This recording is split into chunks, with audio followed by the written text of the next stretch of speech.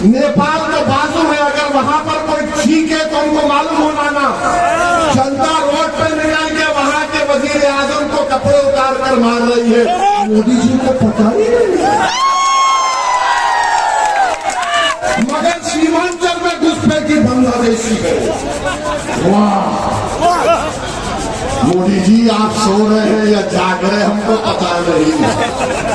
नेपाल की आवाम तो रोड पे निकलकर नेपाल के नौजवानों ने अपनी हुकूमत का तख्ता ही पलट दिया, मगर दिल्ली के बादशाह को खबर ही नहीं है। अब आप बताइए, जिसको पड़ोस में क्या होना नहीं मालूम, जिसको बांग्लादेश में चीन हमारी जमीन के सामने एयरपोर्ट बना रहा है नहीं मालूम, वो बांग्लादेश जो कभी भारत का बहुत करीब था, आज पाकिस्तान से उसके रिश्ते मजबूत हो गए। बोलो क्या हो रहा है बीजेपी वालों, बोलो तुम यहाँ पर सीमांचल को आकर यहाँ की जनता को बदनाम करने की बात बीजेपी करती है। अरे गाया में आप फैक्ट्री खोल रहे तो सीमांचल में क्यों नहीं खोलते मोदी जी? तो बोले ना मैंने पूर्णिया एयरपोर्ट खोला। अच्छा, एयरपोर्ट में भी फ्लाइट अहमदाबाद जा रही है, हैदराबाद नहीं जा रही है। यहाँ पर हाई कोर्ट का बेंच क्यों नहीं खोला जाता? जब झारखंड नहीं बना था तो यहाँ पर बेंच था। यहाँ पर लोग बीमार होते हैं, एम्स नहीं खोला जाता। जलालाबाद से किशनगंज तक रेलवे ट्रैक की जरूरत है, नहीं खोला जाता। और वो कोचा दामन का जमीन फरोश जब भाग गया, उसमें स्टेशन नहीं खुलता। मगर मोदी जी आके बोलेंगे भाइयों बहनों, सीमांचल में घुसपैठी आ रहे हैं। आप क्या सो रहे थे?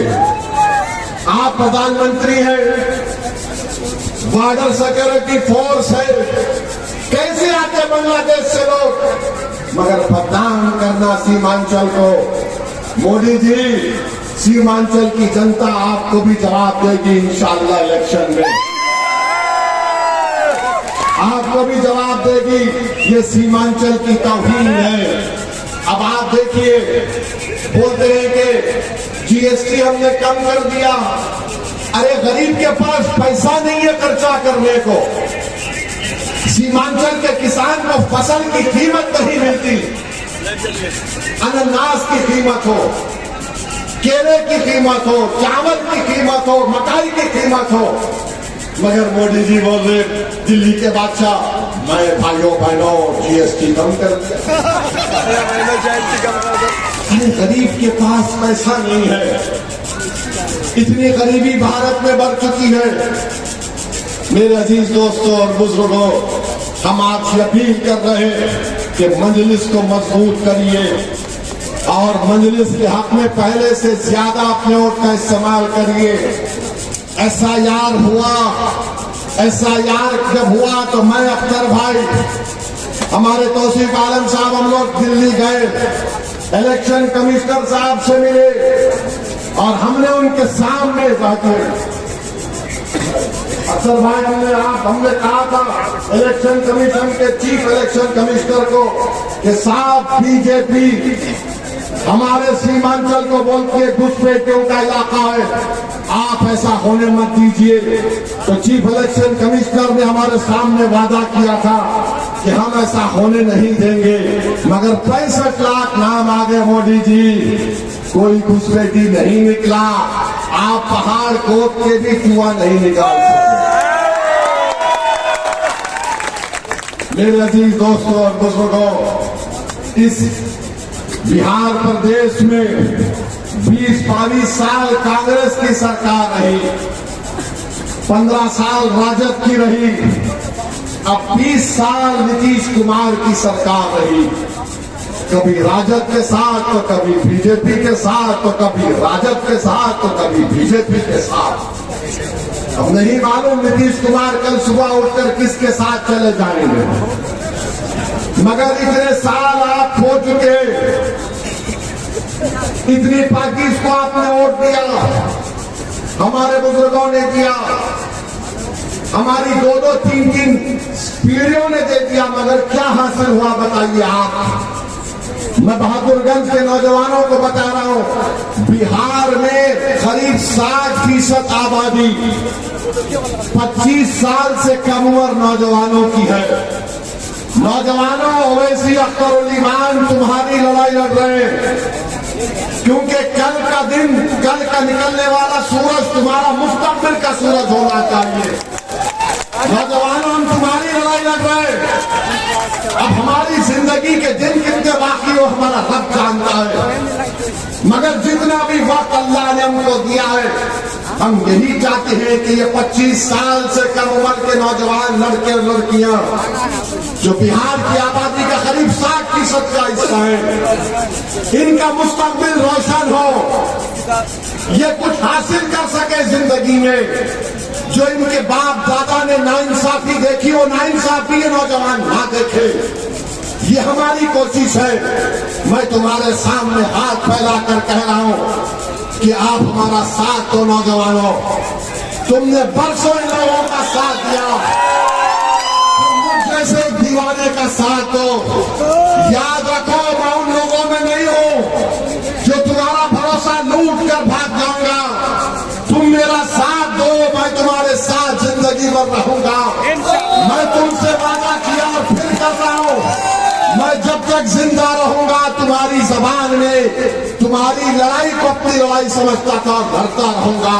मैं इस दुनिया से भी जाऊंगा, अगर इस मुल्क में गया तो तुम कभी आना और अपने खंजे पर मेरा जनाजा उठाकर कब्रिस्तान को लेकर जाना।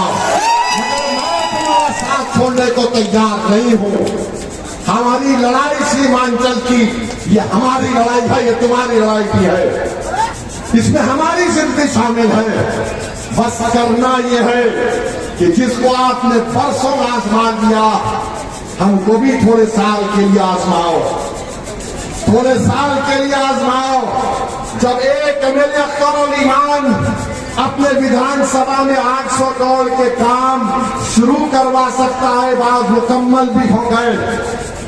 सोचो, अगर कोई जज्बे के साथ काम करेगा बहादुरगंज में, लड़ेगा, तो इंशाअल्लाह ताला काम होगा। और अगर काम नहीं होगा, मैं आपको बता रहा हूं, हम चक्का जाम कर देंगे नेशनल हाईवे को, काम होना पड़ेगा।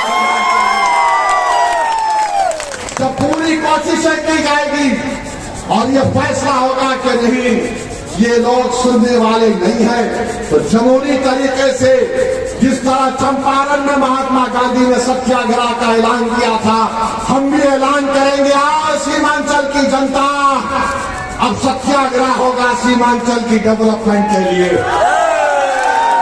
तो मेरे अजीज दोस्तों और बुजुर्गों, हमको और वो जलसों में जाना है। अगर आप मजलिस का साथ दे रहे हैं इस आने वाले विधानसभा के चुनाव में, अगर आप सीमांचल की नाइंसाफी की लड़ाई में हमारा साथ दे रहे हैं, अगर आप उन लोगों को वोट नहीं देंगे जिन्होंने हमारे बाप दादा के मुस्तकबिल को बर्बाद कर दिया, तो मैं आज से अपील करूंगा, अपना जेब से सेल फोन निकालिए, लाइट जलाइए, ताकि पटना में भाजपा, राजद, नीतीश कुमार को उनकी दिमाग की बत्ती खुल जाए। आज यहां से बहादुरगंज से पैगाम देंगे, अपना सेल फोन लाइट जलाओ, ताकि गद्दारों को भी मालूम हो जाए कि तुम्हारी बत्ती गुल होने वाली है। तो लगाओ मेरे साथ, सीमांचल की जनता जिंदाबाद, सीमांचल की जनता, सीमांचल की जनता जिंदाबाद, मजलिस पार्टी जिंदाबाद, मजलिस पार्टी जिंदाबाद। अस्सलाम वालेकुम व रहमतुल्लाहि व बरकातहू।